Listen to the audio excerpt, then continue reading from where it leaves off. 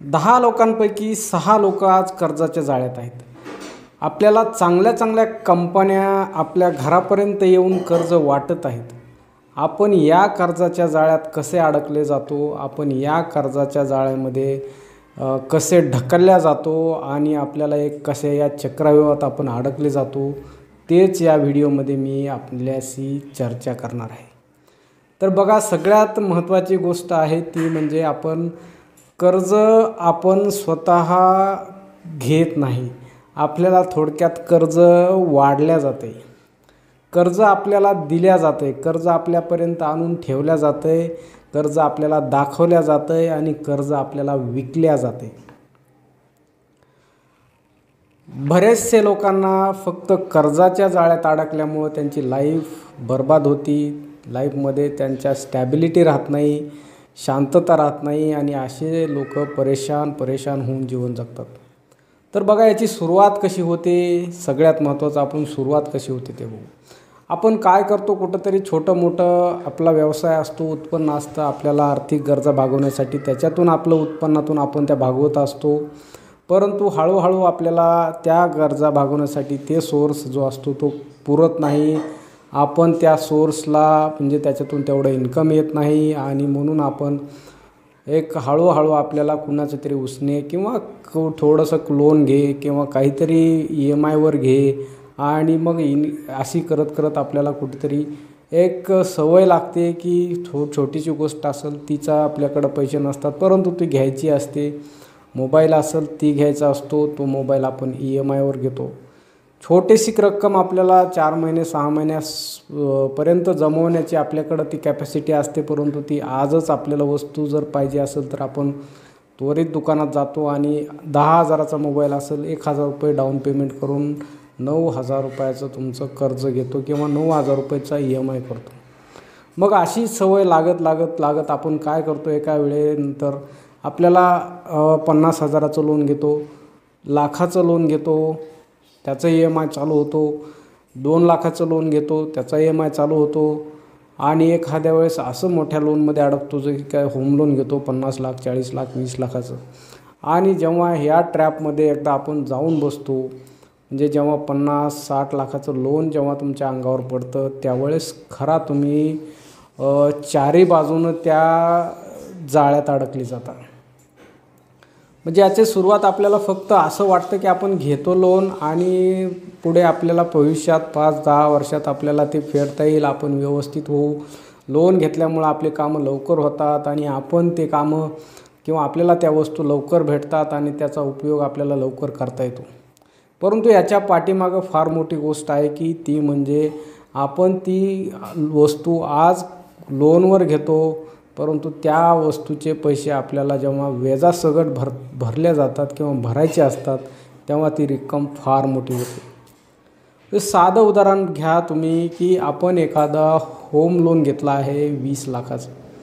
आता 20 लाखाचं home loan आणि होम लोनचे ड्युरेशन किंवा होम लोनचा हा म्हणजे टाईम जो तो तुमचा परतफेड करण्याचा तो कमीत कमी 20 वर्ष आपण म्हणजे 20 वर्षात जर तुम्ही त्या होम लोनला EMI थ्रू जर क्लोज केला तर साधा 8% इंटरेस्ट रेट जरी पकडला तरी 20 वर्षानंतर तुम्हाला ते होम लोनच्या 20 लाखाच्या बदल्यात तुम्हाला दुसरे 20 लाख रुपये द्यावा लागतात जे की इंटरेस्टचे असतात.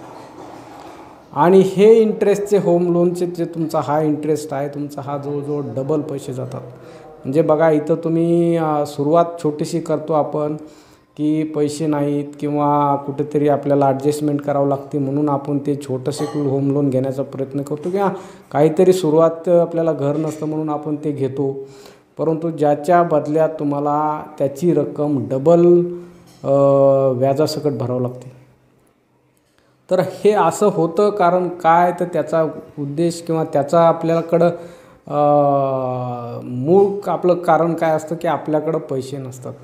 याचं कारण असं येतं सुरुवातीला की आपल्याकडं पैसे का जमत नाहीत, तर आपण बऱ्याचशा गोष्टी ऑलरेडी मायनसमध्ये लोनवर घेऊन चाललेलो असतो. म्हणजे तुमची येणारी काय जी उत्पन्न आहे त्याच्या 60% 50% पर्यंत तुमचे जर पैसे फक्त इंटरेस्ट भरण्यात जात असतील तर तुम्ही वर्षभर नाही, तुम्हाला 2 जरी आयुष्य दिले किंवा आपल्याला 2 जरी आयुष्य मिळाले तरी आपल्याला या ट्रॅपमधून बाहेर निघणं शक्य होणार नाही.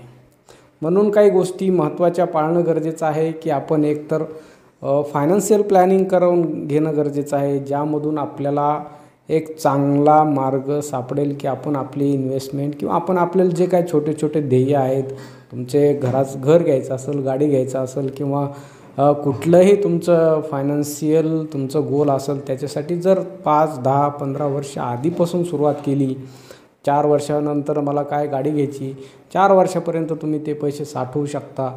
त्यानंतर तुम्ही 4 वर्षानंतर ती गाडी घेऊ शकता. परंतु आज ट्रेंड असा आहे मित्रांनो की वस्तू मला आज घ्यायची आहे तर मी आज विचार करतो की मला पैसे किती लागतील.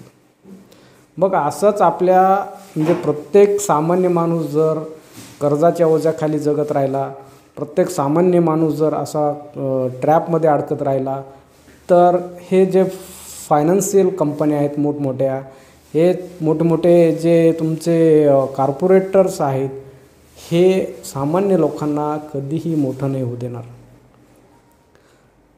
त्यासाठी तुम्ही एक सामान्य माणूस म्हणून हे करणे गरजेचं आहे की आपली जी इन्व्हेस्टमेंट आहे, आपले जे फायनान्शियल गोल्स आहेत, आपण ज्या चुका करणार आहोत फ्युचरमध्ये, ह्या आपल्या चुका कशा टाळता येतील, ह्या आपल्या चुका कशा कमी करता येतील आणि त्याच्यातून एक चांगला फायनान्शियल आपल्या लाईफमध्ये कशी स्टॅबिलिटी आणता येईल, याच्यावर जर काम केलं, आपण स्वतः जर नॉलेज घेतलं की स्वतः फायनान्शियल लिटरेट झालं, तर आपल्यावर या कर्ज भरण्याची वेळ येणार नाही. आपण या लोनच्या चक्रामध्ये, लोनच्या जाळ्यामध्ये अडकण्याची वेळ येणार नाही आणि आपल्यावर कुठल्याही कंपनीचा किंवा बँकेचा एक अधिकार राहणार नाही की ते घर किंवा ते तुमचं जे काय प्रॉपर्टी आहे ती त्यांची आहे. म्हणजे 90% प्रॉपर्ट्या जर बघितल्या चांगल्या सिटीमधल्या तर ह्या सगळ्या बँकेच्या नावावर आहेत.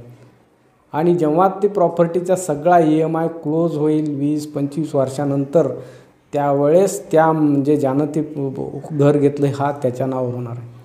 म्हणजे फार मोठं रॅकेट आहे किंवा फार मोठं याच्यामागे कारणं आहेत की सामान्य लोक या गोष्टीपासून दूर राहतात आणि फक्त एक लोभापोटी किंवा एक आपल्याला कर्ज सहज मिळतं, कर्ज सहज उपलब्ध होतं, कर्जवाला आपल्याला फोन करतो, कर्जवाला आपल्या दारात येतो आणि आपण ते कर्ज घेतो.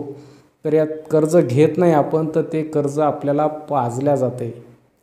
तर या गोष्टीचा सुद्धा अभ्यास करणं गरजेचं आहे की आपण कुठल्याही गोष्टीमध्ये कर्ज घेण्याआधी किंवा लोन घेण्याआधी त्याचा इंटरेस्ट रेट किंवा त्याचं किती पैसे आपण त्याच्या म्हणजे इंटरेस्ट रेटच्या माध्यमातून त्याला भरणार आहात हे सुद्धा काढणं गरजेचं आहे. तर या व्हिडिओचा उद्देश हाच होता की आपल्याला एक छोटीशी फायनान्शियल माहिती मिळावी, फायनान्शियल लिटरेट होण्यासाठी याची मदत व्हावी आणि आपली एक लाईफ फायनान्शियली स्टेबल व्हावी, हाच होता. थँक्यू.